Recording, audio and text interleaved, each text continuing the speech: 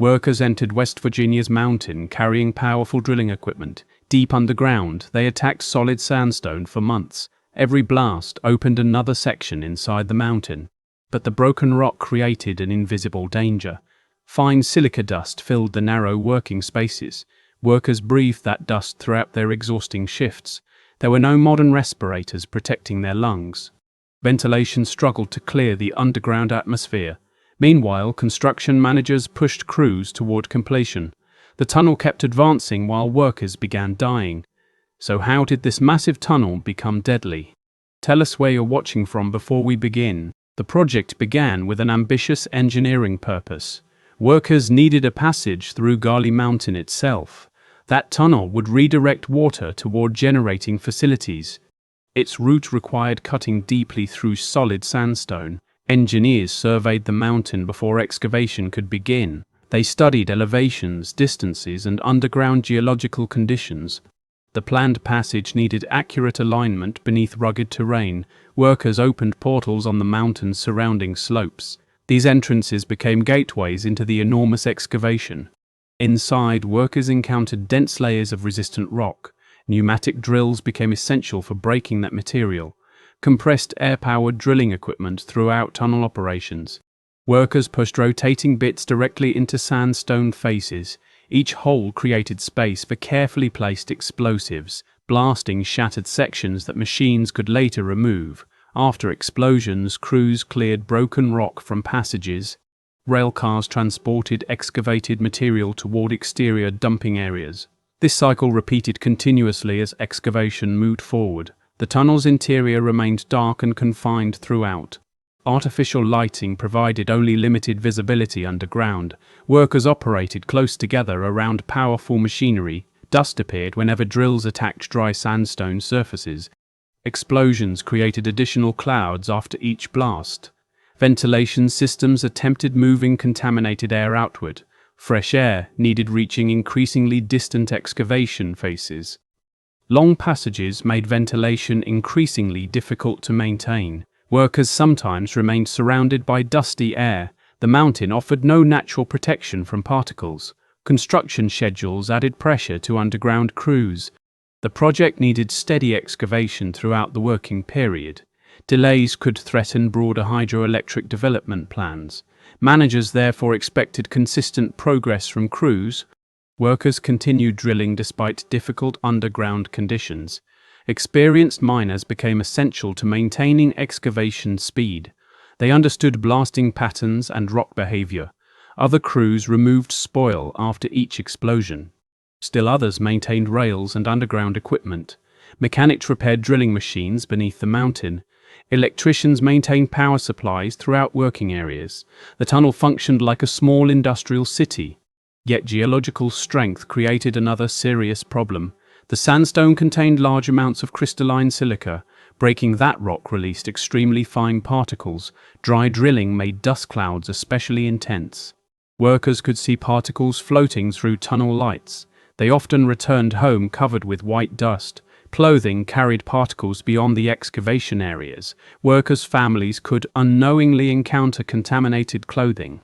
The danger remained difficult to understand at first. Dust appeared unpleasant but not immediately deadly. Medical knowledge about occupational exposure remained limited.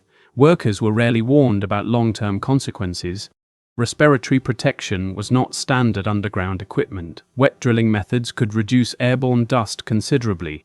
However, production demands encouraged fast excavation methods.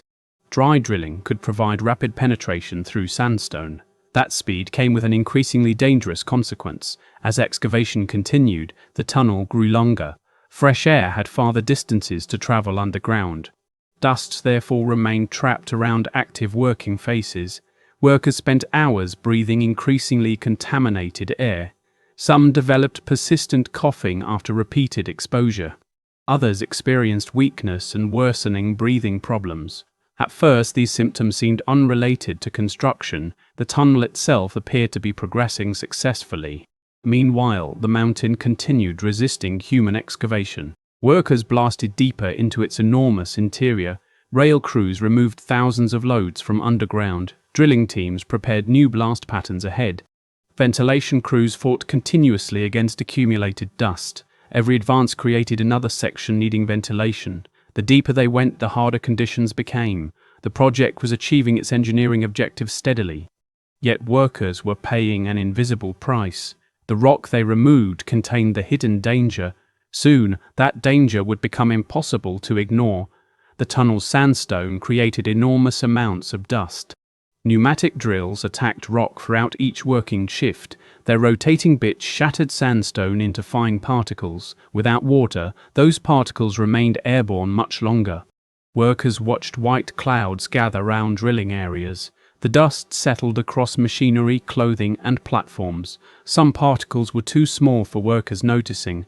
Those particles could travel deep inside human lungs. The danger became greater inside confined underground spaces. Ventilation struggled to remove contaminated air quickly.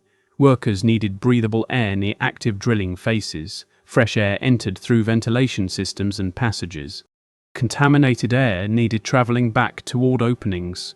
As excavation advanced, those distances became increasingly difficult. Fans could move air through portions of tunnels. Yet airflow often remained inadequate near drilling operations. Dust therefore accumulated whenever machines operated continuously. Silica became especially dangerous because particles resisted elimination. The lungs could become damaged by repeated exposure. At first, workers often noticed only persistent coughing. Breathing problems could gradually become much more severe. Weakness and chest pain eventually appeared among workers. Some workers struggled with ordinary physical activities. Others became unable to continue underground work. The disease could progress even after exposure ended.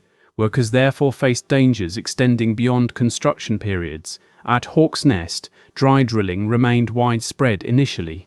Water could suppress dust during drilling operations. Wet drilling methods were already known elsewhere. However, those methods could slow excavation operations. Water also created additional problems inside working tunnels.